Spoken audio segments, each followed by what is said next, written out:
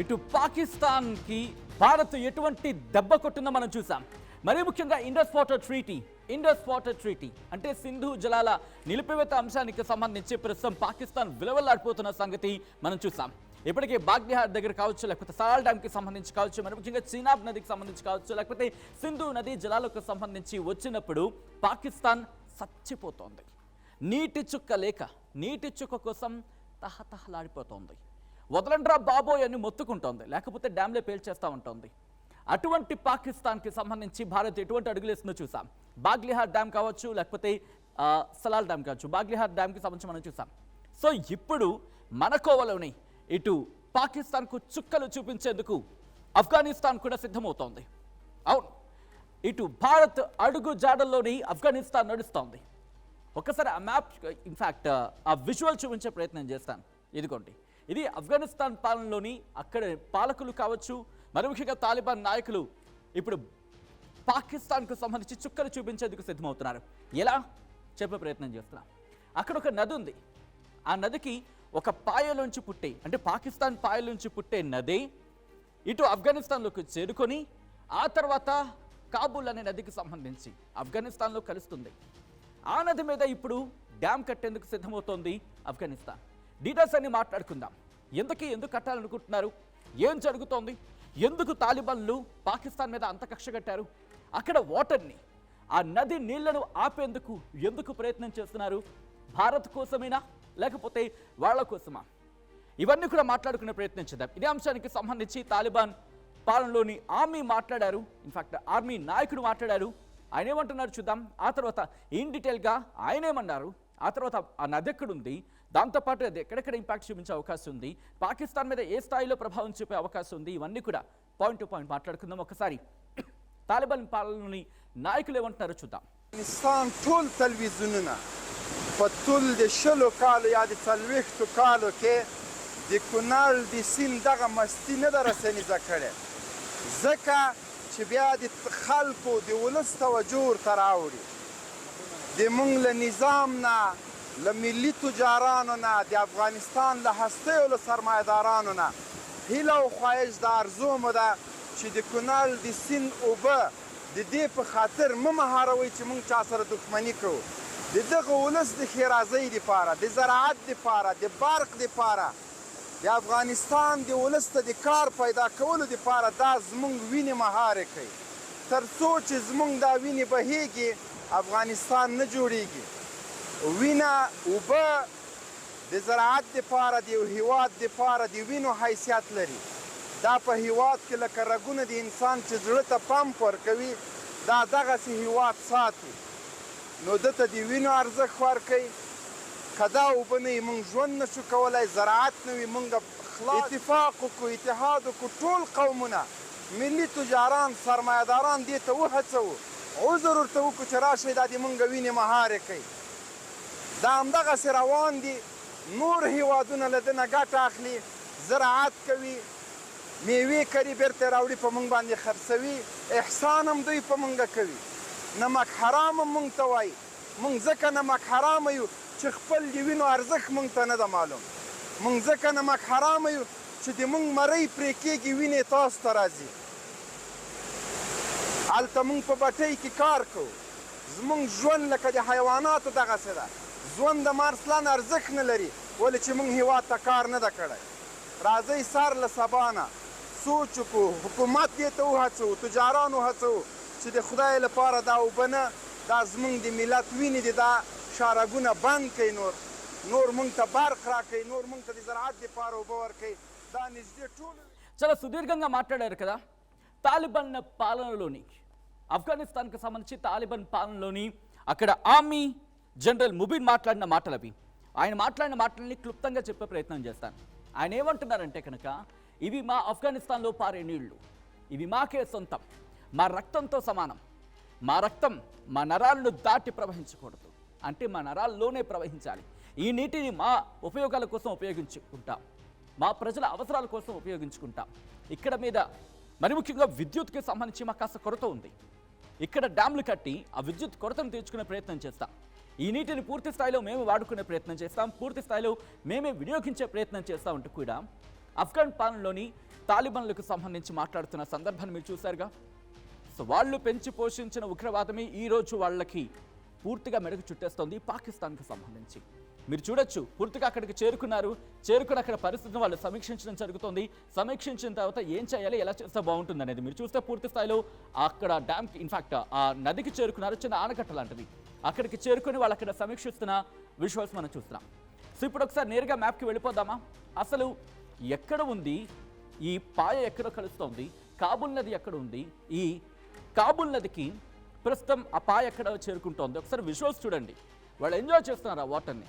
వాళ్ళు ఏం చెప్తున్నారు, ప్రస్తుతం ఈ నీటిని పాకిస్తాన్కు వెళ్ళనివ్వం, పూర్తిగా అడ్డుకుంటాం. ఇక్కడ చాలామందికి వచ్చే అనుమానం ఏంటంటే, దాదాపుగా 80% సింధు నది జలాల మీద ఆధారపడిన పాకిస్తాన్కి ఈ నీళ్ళు ఆపితే వచ్చే నష్టం ఏంటి అనే అనుమానం వస్తుంది కదా. వీటిని కూడా నేను డికోడ్ చేస్తాను, వీటిని కూడా నేను మీ ముందు ఉంచే ప్రయత్నం చేస్తాను. అసలు సింధు నది 80% ఉన్నప్పుడు ఇటు ఆఫ్ఘనిస్తాన్ నుంచి వెళ్ళే కాబూల్ నదితో వాళ్ళకి సంబంధం ఏంటి, అది ఎలా వాళ్ళకి ఉపయోగపడుతుంది, ఏ ప్రాంతం మీద ఉపయోగపడుతుంది, ఇవన్నీ కూడా మాట్లాడుకునే ప్రయత్నం చేద్దాం. సో ఆఫ్ఘనిస్తాన్కి సంబంధించి విజువల్స్ మీరు చూస్తున్నారు. ఒకసారి మ్యాప్కి వెళ్ళిపోయే ప్రయత్నం చేద్దాం. మ్యాప్కి వెళ్ళి ఇన్ డీటెయిల్గా మాట్లాడుకుందాం. మీరు చూస్తున్నారు కదా, ఇది పాకిస్తాన్ ఆఫ్ఘనిస్తాన్కి సంబంధించి ఆ సరిహద్దు. ఆ సరిహద్దును మీరు చూడడం జరుగుతుంది. అయితే ఇదంతా కూడా కాబూల్ నది. ఈ కాబూల్ నది ఇలా ప్రవహిస్తూ ఉంటుంది. ప్రవహిస్తున్న సందర్భంలో కునార్ నది, ఇది పాకిస్తాన్లోనే పుడుతుంది. ఈ కునార్ నది అనేది పాకిస్తాన్లోనే పుడుతుంది. పాకిస్తాన్ ఎక్కడ పుడుతుందంటే చిత్రాల్లో పుడుతుంది. పాకిస్తాన్లోని చిత్రాల్లో పుడుతుంది. మరి ముఖ్యంగా హిందూకుష్ పర్వతాల్లో దీని జననం అంటూ ఇక్కడ చెప్తూ ఉంటారు. సో అక్కడి నుంచి పుట్టిన ఈ కునార్ నది సుమారుగా 480 కిలోమీటర్లు ప్రవహిస్తుంది. మీరు చూస్తున్నారు కదా, ఈ కునార్ నది 480 కిలోమీటర్లు ప్రవహించి తన ప్రస్థానాన్ని కంటిన్యూ చేస్తూ ఉంటుంది. జలాలాబాద్ దగ్గర, ఇదిగో జలాలాబాద్ దాటిన తర్వాత ఇక్కడ కాబూల్ నదిలో సంగమం అవుతుంది ఈ కునార్ నది. ఎంత విచిత్రం అంటే, పాకిస్తాన్లో పుట్టిన నది ఇక్కడ ఈ సంగమం జరిగే ప్రాంతంలో మధ్యలో మరికొన్ని నదులు కావచ్చు, లేకపోతే చిన్న చిన్న పాయలు కావచ్చు, లేకపోతే మరికొంత ఆ వాటర్ని ఇది పూర్తిగా నింపుకొని తన ప్రవాహాన్ని కంటిన్యూ చేస్తూ ఇక్కడ కాబూల్ దగ్గరికి చేరుకుంటుంది. విచిత్రం ఏంటంటే, మీరు చూస్తున్నారు కదా, పాకిస్తాన్ ఆఫ్ఘనిస్తాన్ సరిహద్దు ఇదంతా కూడా. అయితే ఇక్కడి నుంచి ప్రవాహం కంటిన్యూ అవుతుంది కదా, పాకిస్తాన్లోకి వెళుతుంది కదా. పాకిస్తాన్లోని ఖైబర్ పఖ్తుంఖ్వా, నేను కాస్త షార్ట్ ఫామ్లో రాస్తాను, KPK అంటూ ఉంటారు. ఖైబర్ పఖ్తుంఖ్వా ఇలా వెళ్తుంది. ఖైబర్ పఖ్తుంఖ్వాకి ఇది వెళుతూ ఉంటుంది. సో ఇక్కడికి వెళ్ళే క్రమంలో ఇక్కడెక్కడా కూడా, అంటే జలాలాబాద్ దగ్గర సంగమం అవుతుంది కదా, ఇక్కడెక్కడా కూడా డ్యామ్స్ లేవు. ఇక్కడెక్కడా కూడా డ్యామ్లు లేవు. సో అందువల్ల ఏమవుతుంది, ఇక్కడి నుంచి వస్తున్న ఫ్లో కావచ్చు, ఇక్కడి నుంచి వస్తున్న ఫ్లో కావచ్చు, ఇదంతా కూడా పూర్తిగా ఎక్కడికి వెళ్తుంది, ఎక్కడికి, పాకిస్తాన్కి వెళ్తుంది. పాకిస్తాన్లో ఎక్కడికి చేరుకుంటున్నా తెలుసా, నేరుగా ఇదంతా కూడా మళ్ళీ ఇక్కడ పాకిస్తాన్కి సంబంధించి ఇండస్ వాటర్ వస్తూ ఉంటుంది. అంటే మనం సింధు నదిగా మాట్లాడుకుంటాం కదా. సో ఇక్కడ నేను జస్ట్ నార్మల్గా రాసే ప్రయత్నం చేస్తున్నాను. Indus water, okay, Indus water మళ్ళీ ప్రవహిస్తూ ఉంటుంది పాకిస్తాన్లో. ఒక ఫామ్లో అనుకుందాం, జస్ట్ నార్మల్గా చూపించే ప్రయత్నం చేస్తున్నాను. సో దీన్ని ఈ మ్యాప్తో కనెక్టివిటీ అనుకోవద్దు.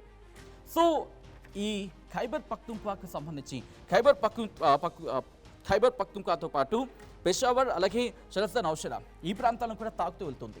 సో ఒక్కసారి ఖైబర్ పఖ్తుంఖ్వా విషయం పక్కన పెడతాం. సో ఇలా ప్రవహించి ఇండస్ నదిలోకి కలుస్తుంది. సో వీళ్ళు 80% ఇండస్ నది మీద డిపెండ్ అయ్యారు అనుకుంటున్నాం కదా. సో ఇది కూడా ఒక రీజన్ కావచ్చు. మనం ఇండస్ నది నీళ్ళు ఆపేసినా ఇప్పటికీ వాళ్ళు సర్వైవ్ అవుతున్నారు కొన్ని ప్రాంతాలంటే కనుక, మరీ అంతగా కాకపోయినా ఇంపాక్ట్ ఉంది. ఇది ఎందుకు ఇంత ఇంపాక్ట్ చూపిస్తుంది అనేది కూడా చెప్పే ప్రయత్నం చేస్తాం.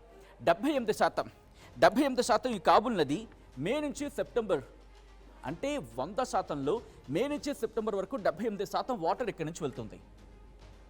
సపోజ్ ఈ కాబూల్ రివర్ ఉంది కదా, ఇది 100% అనుకుందాం.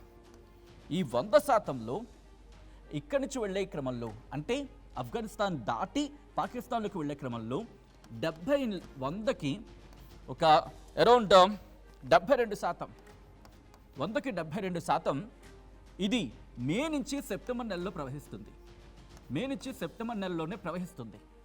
సో కాబట్టి వీళ్ళు ఇక్కడ కాస్త సేవ్ అవుతారు. సింధు నదికి చేరుకున్న క్రమంలో. మిగతాదంతా ఎప్పుడవుతుంది? ఈ మిగతా 28% కూడా, ఈ మిగతా 28% కూడా అక్టోబర్ నుంచి ఏప్రిల్లో ప్రవహిస్తుంది. సో మన ఇండస్ వాటర్ ఇక్కడ ఎప్పుడు ఉంటుంటుంది? మనకు ఫ్లోకి సంబంధించి మాట్లాడుకున్న సందర్భంలో కాస్త ఎండాకాలంలో ఫ్లో ఎక్కువ ఉంటుంది, వరదలు వచ్చిన ప్రాంతంలో మనం మాట్లాడుకుంటూ ఉంటాం. సో ఇక్కడ దీన్ని బేస్ చేసుకొని వాళ్ళు ఇప్పుడు జీవనం సాగించడం జరుగుతోంది. అంటే ఒకవేళ మనం ఇండస్ వాటర్ ఆపేసినా వాళ్ళకి ఈ కాబూల్ నది, కునా నది, ఈ రెండు, అంటే కునా నది పాయ, ఈ రెండు కలిపి కాబూల్ నదిగా వచ్చి ఇక్కడ చేరుతుంది. కాబట్టి ఇది వాళ్ళని సేవ్ చేసేస్తూ ఉంటుంది. ఇప్పుడు ఇక్కడ ఇంకొక డ్యామ్ కట్టే ప్రయత్నం జరుగుతోంది. అది ఎక్కడ కడతారు, ఎలా కడతారు, ఏ విధంగా కడతారు, ఎక్కడి నుంచి తీసుకుంటారు, ఎక్కడి నుంచి సపోర్ట్ తీసుకుంటారు, ఇవన్నీ కూడా ఇంట్రెస్టింగ్ డిస్కషన్సే. దీనికి సంబంధించి ఇంకా వాళ్ళు తాలిబాన్లు ప్రస్తుతం అడుగు ముందుకు వేశారు. కానీ ఇక్కడ ఇంకొక మాట ఏంటంటే కనుక, ఎందుకు నీటి కోసం ఇంత తహతలాడిపోతోంది పాకిస్తాన్ అంటే, పాకిస్తాన్కి సంబంధించి కీలకంగా వాళ్ళు డిపెండ్ అవుతోంది. వాళ్ళు అక్కడ అంటే పాకిస్తాన్ మరీ ముఖ్యంగా బేస్ అవుతుంది అగ్రికల్చర్ మీద. పాకిస్తాన్ అగ్రికల్చర్ మీద అంటే వ్యవసాయం మీద ఆధారపడుతుంది కీలకంగా. ఎంతలా ఆధారపడుతుందంటే వాళ్ళ జీడిపిలో 22.7% వ్యవసాయం మీదే వాళ్ళ జీడిపిలో. సో ఎందుకు ఇంత వాటర్ గురించి తాతలాడిపోతుందంటే కేవలం వాళ్ళ తిండి కోసమో లేకపోతే దానికోసమే కాదు, వాళ్ళ జీడిపిలో వ్యవసాయం 22.7%. అక్కడ వాటర్ ఎంత కీలకం కావాలి? సో ఖైబర్ పఖ్తూన్ఖ్వా, ఇక్కడ మనం సింధు జలాలకు మాట్లాడుకున్న సందర్భంలో పైనుంచి కింద వరకు, అంటే కింద సింధు వరకు కూడా సింధు వ్యవసాయం ఇప్పటికే దెబ్బతిన్న మాట గురించి మాట్లాడుకునే పరిస్థితి ఉంది. బట్ అక్కడ కూడా సర్వే అవ్వడానికి కారణం ఏంటంటే ఇది పైన కాస్త యాక్ట్ అవుతుంది, అంటే ఇది ఇక్కడ వాళ్ళకి సపోర్ట్ చేస్తుందనే చర్చ జరుగుతుంటుంది. దీంతో పాటు పాకిస్తాన్లో అగ్రికల్చర్ గురించి మాట్లాడుకున్నాం కదా, దాంతోపాటు మాట్లాడుకుంటే వాళ్ళ లేబర్ ఫోర్స్ 37.4%. నేను కాస్త చెప్పే ప్రయత్నం చేస్తున్నా. లేబర్ ఫోర్స్ 37.4% ఉందంటే అర్థం చేసుకోవచ్చు కాంట్రిబ్యూషన్ గురించి మాట్లాడుకున్నప్పుడు. సో ఏ స్థాయిలో కీలకంగా మారుతుందో మనం అర్థం చేసుకోవచ్చు. అంతేకాదు వ్యవసాయం మాట్లాడుకున్నాం, లేబర్ ఫోర్స్ గురించి మాట్లాడుకున్నాం, దాంతోపాటు 64% ఎక్స్పోర్ట్స్ వ్యవసాయ ఆధారంగా, దాంతోపాటు 62% మంది లైవ్లీహుడ్. సో ఒక నీటిని కనుక ఆపగలిగితే పాకిస్తాన్ మీద ఏ స్థాయిలో ఇంపాక్ట్ పడుతుందో మీరు చూడొచ్చు. వాళ్ళ జీడిపి 22.7%లో కనీసం ఒక 50% వేసుకుందాం, లేకపోతే కనీసం ఒక 70% దెబ్బ పడుతుంది కదా వ్యవసాయం. అలా ఆల్రెడీ సింధు మీద ఇంపాక్ట్ ఉంది వాళ్ళకి ఇప్పుడు ఖైబర్ పఖ్తూన్ఖ్వా. సో దీంతో పాటు మరికొన్ని రివర్స్ చిన్న ఉన్నాయనే మాట వినిపిస్తూ ఉంటుంది. బట్ ప్రధానంగా కాబూల్ రివర్ అనేది ఇక్కడ కీలకం. కొన్ని కిలోమీటర్లు ప్రవహించిన తర్వాత ఈ కునార్ నదికి సంబంధించి బహుశా ఈ కునార్ నది మీద డ్యామ్ కట్టారనుకుందాం, లేకపోతే ఈ సంగమం దగ్గరే డ్యామ్ కట్టారనుకుందాం. అప్పుడు ఏమవుతుంది ఇంపాక్ట్?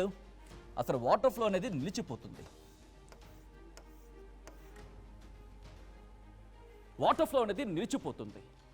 ఎంత వాటర్ వెళ్తుంది చెప్పనా?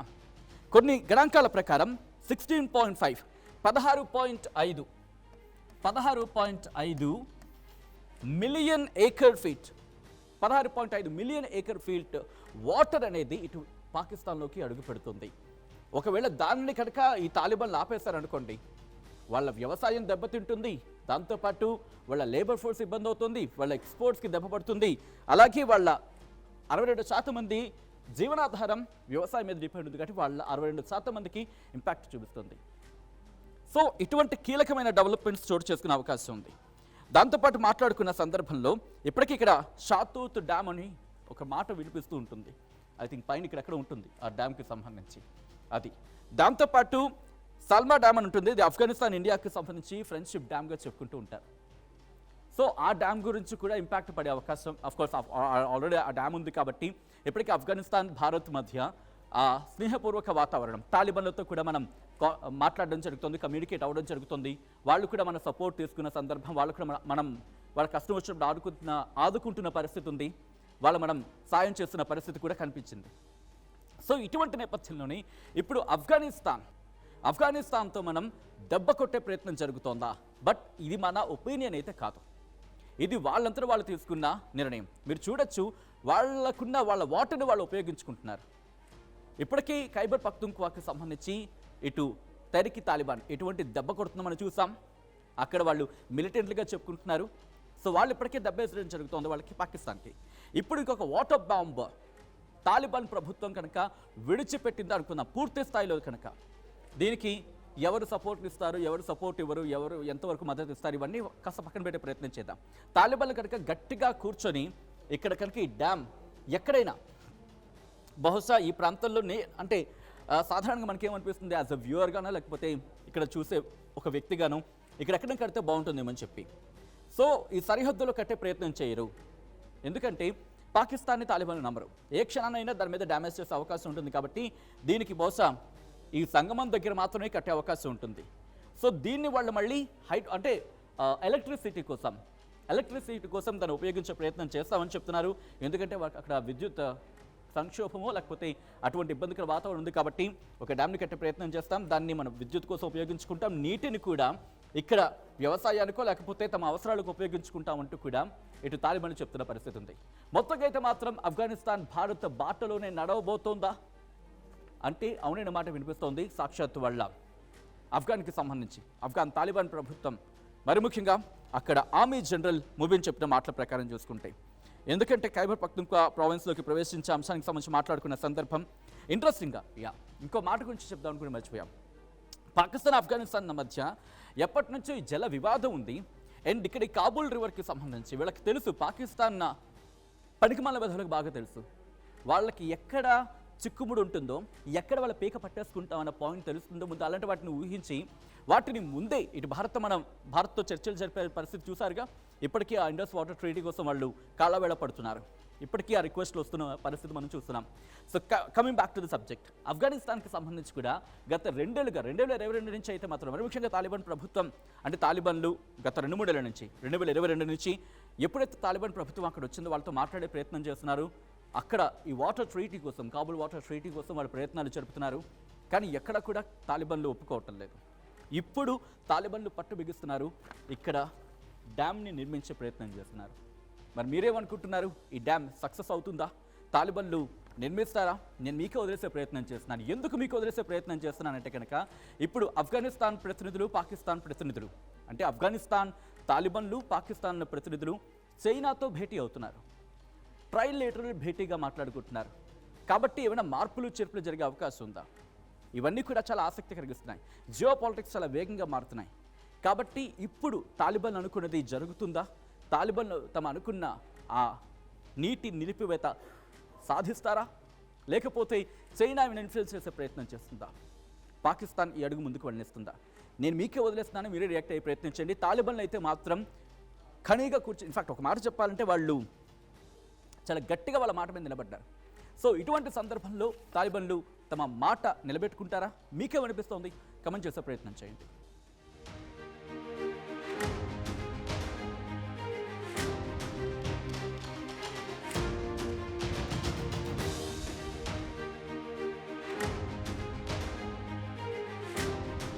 ప్రపంచంలో ఏ మూల ఏ క్షణం ఏం జరుగుతుందో వేగంగా తెలుసుకోవడానికి తొలి వెలుగు వాట్సాప్ ఛానల్ని ఫాలో చేయండి.